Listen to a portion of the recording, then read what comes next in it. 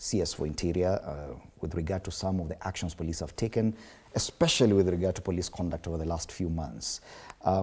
Is this another case where we should expect that the Houses of Parliament will summon both the IG and the DIG to explain further what this is happening? Thanks, Fred. And I think I want to depart from the argument by Honorable Lotte that DIG Lagat was innocent regarding the murder of Albert Ojwang. And why I say this is because, you know, Lagat responded to a mosquito bite with a hammer. All these leaders seated here will tell you that we are attacked on social media all the time, and we do not even care to go report that to anybody. Because all we are saying is, even if it is his right under the Constitution to complain and to lodge a complaint, but I can assure you, had it been just anybody else, reporting that Albert Ojwang or any other particular blogger has, written something or, said something on social media that is not desirable to you, I can assure you nobody would have been arrested. So what am I trying to say? That DIG Lagat is a very powerful person. Being the second, in rank, in the police ranks. And that is why Albert Ojwang was arrested. Had he been able to, to just take what a public officer is supposed to take, that, open to criticism, we would not be discussing in the first place the death of Albert Ojwang. So what happens? Why did Kenyans demand that he steps aside?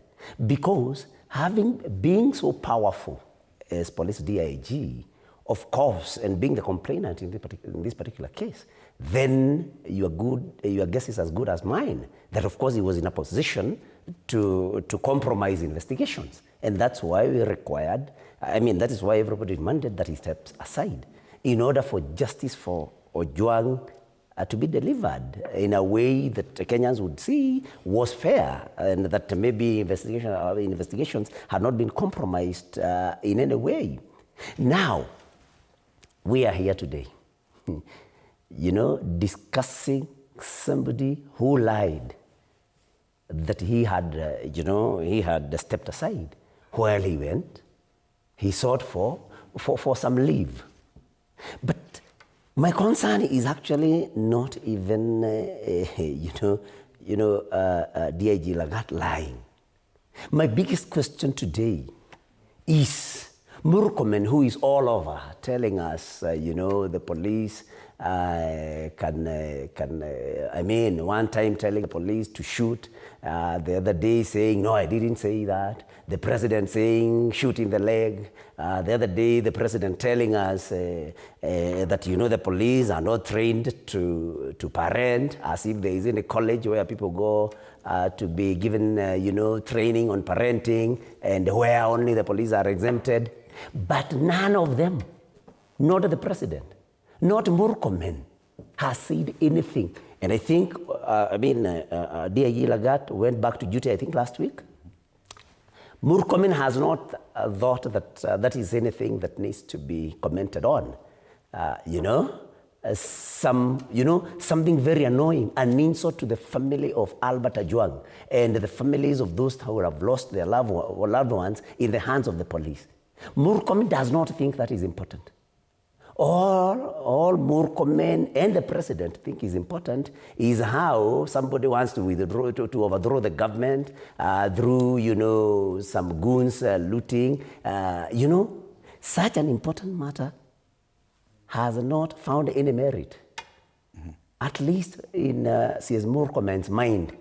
I want to imagine that it is too small for the president. But CS Murkomen has not commented about this. But just before you cut me short, it is impunity in black and white. And why this is happening is because DIG Lagat is the blue-eyed boy of President Ruto. He must succeed Kanja when Kanja retires. He must succeed Kanja under any cost. At any cost, he must succeed Kanja. He must be the police, he must be the IG when we go for elections.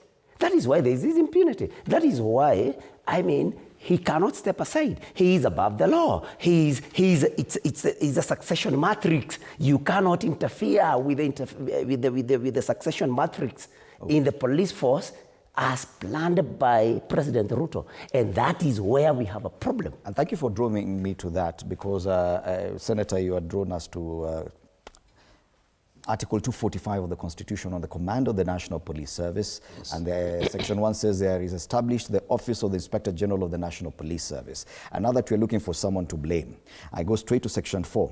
The Cabinet Secretary, Murkomen,